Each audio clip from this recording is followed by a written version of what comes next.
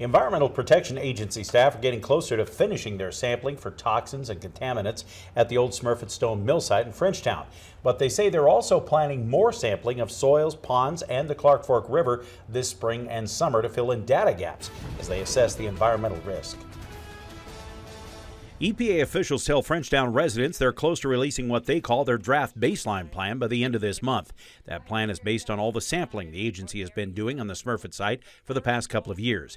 EPA is focusing now on the two sections known as OU2 and OU3. That covers the interior of the old linerboard mill and the uplands where the former cooling ponds and dikes abut the Clark Fork River. You look at a huge suite of contaminants.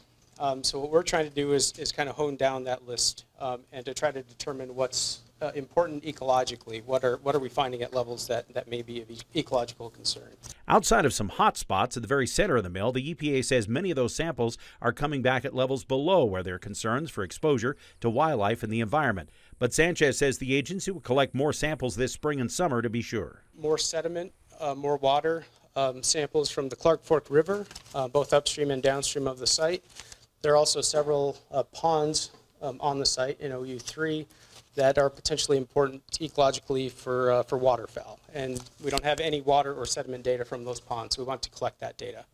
At the same time, EPA is looking at risk to Frenchtown residents. Again, outside of groundwater contamination in the heart of the mill, there haven't been any surprises. The groundwater and the manganese specifically and cobalt in the groundwater for workers on site was a driver for risk, so that presented a risk.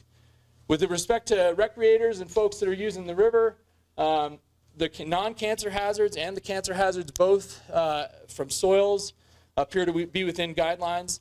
And then for the general population fisher, the recreational fisher, risks from consumption of fish are approaching but within the EPA guidelines.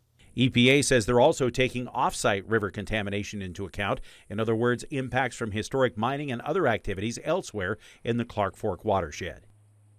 The latest development this week is that owners of the Smurfit site have filed deed restrictions, which will prevent future residential development at Smurfit Stone, which also means a lower threshold for cleanup.